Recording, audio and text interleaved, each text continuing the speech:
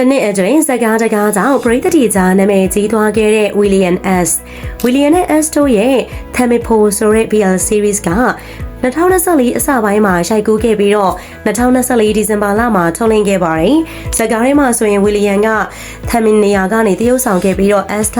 ဖိုနေရာကနေတရုတ်ဆောင်ခဲ့တာဖြစ်ပါတယ်။ဝီလီယံကတော့ဒီနေ့ February 14ရက်နေ့မှာပဲအသက်20ပြည့်သွားခဲ့ပါပြီ။ S ကတော့မေလ19ရက်နေ့မှာအသက်24နှစ်ပြည့်သွားခဲ့တာပါ။ S က2019ခုနှစ်လောက်ကစပြီးတော့ရေကူးသမားတစ်ယောက်ဖြစ်ပြီးတော့သူကရေကူးရတာကိုတော်တော်လေးဝါသနာပါပါတယ်။ဝီလီယံကတော့ LYKN K-pop group ရဲ့အသက်အငယ်ဆုံးနဲ့အဓိကအကသမားဖြစ်ပါတယ်။အခုလာမယ့်6လပိုင်း29ရက်နေ့မှာဆိုရင်ဝီလီယံနဲ့ S ကအတူတူဂျပန်နိုင်ငံရဲ့ထိုချိုမြို့မှာအတူတူဖျော်ဖြေပွဲလုပ်ဖို့ရှိပါတယ်။အဲ့ဒီပွဲမှာဆိုရင်ဖန်နေနဲ့အတူတူအမေးဖြေလုပ်ဖို့လည်းရှိပြီးတော့ VIP ဖန်နေနဲ့အတူ stage ပေါ်မှာလက်တွဲနှုတ်ဆက်တာတွေလက်မှတ်ထိုးပေးတာတွေလုပ်ပေးဖို့ရှိပါတယ်။ဒါအပြင်သူတို့နှစ်ယောက်က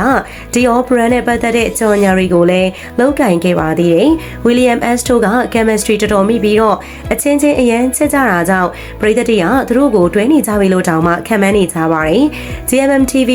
March 10မှာအလဲကျ couple item ပုံစံ March set တွေကိုစီမံနေခဲ့ကြပါတယ်။မေလကုန်ပိုင်းမှာ Blue X White concept March တခုကို taste လုပ်ခဲ့ပြီးတော့ပရိသတ်အများအပြားကဒီဟာကို William F ရဲ့ concept လို့ယူဆနေကြပါတယ်။တရုတ်ဆောင်တယောက်ကသူတို့ရဲ့ off camera relationship ကပို့ပြီးတော့ real လို့ခံစားရတယ်ဆိုတော့နောက်ခံမှတ်ချက်တစ်ခုကိုသတင်းပို့လာခဲ့ပါတယ်။ William S တို့အတွဲက